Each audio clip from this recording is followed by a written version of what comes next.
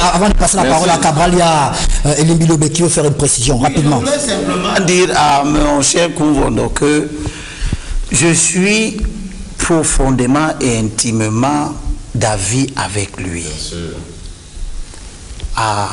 Avec une seule précision, que en l'état actuel des choses, premièrement, John Frondi n'est candidat à rien. Deuxièmement, qu'il nous entende. Il y a en ce moment un important travail à l'intérieur de notre parti pour amener les uns et les autres à l'idée que la pratique de l'alternance est une obligation pour nous, parce que c'est nous qui portons la revendication de l'alternance, nous devons être exemplaires. Quand j'ai fini de dire ça, je rappelle simplement à nos compatriotes qui nous écoutent, parce que je n'ai pas envie de convaincre M. Manda. Mon propos ne vise pas à ramener M. Messanganyandi à un autre état d'esprit. Nous sommes en face d'un fanatisme abject, donc on le laisse comme il est. Mais eux, ils ne se représentent que deux voix. Ils ne représentent que deux voix. Ce qui nous intéresse sont les voix des Camerounais et l'état d'esprit des Camerounais. Quand le président a pris le pouvoir, il avait 49 ans.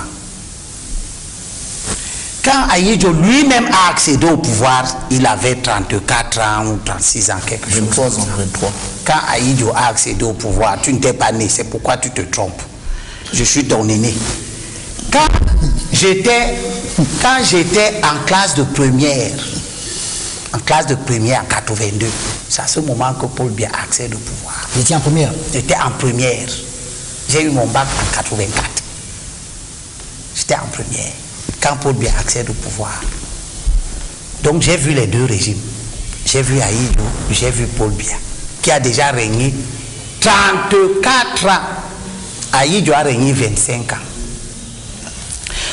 La sclérose de l'État, l'immobilisme, le délitement de l'État camerounais. Comme je viens de vous en donner un des exemples ici, il y a des millions d'exemples comme ça, sont en partie dus au fait que le centre de décision est en épuisement physique.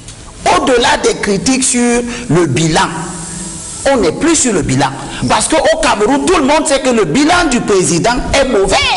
Ah bon? Mais on n'en discute plus parce que ce n'est plus ça l'ordre du jour. Okay. L'ordre du jour aujourd'hui, c'est que si nous voulons avoir l'alternance au Cameroun, compte tenu de la façon dont nos institutions sont organisées, ELECAM ne peut pas produire une élection libre et transparente tant que son fondateur, le président Biya, est candidat à une élection. Merci. D'où l'intérêt pour les Camerounais pour accéder à un jeu politique démocratique qui devient un jeu consensuel parce qu'on est d'accord sur les règles, qui devient un jeu consensuel parce qu'on est tous d'accord qu'il se déroule convenablement, c'est-à-dire conformément aux lois et règlements en vigueur. Il faut que le président Biya se retire.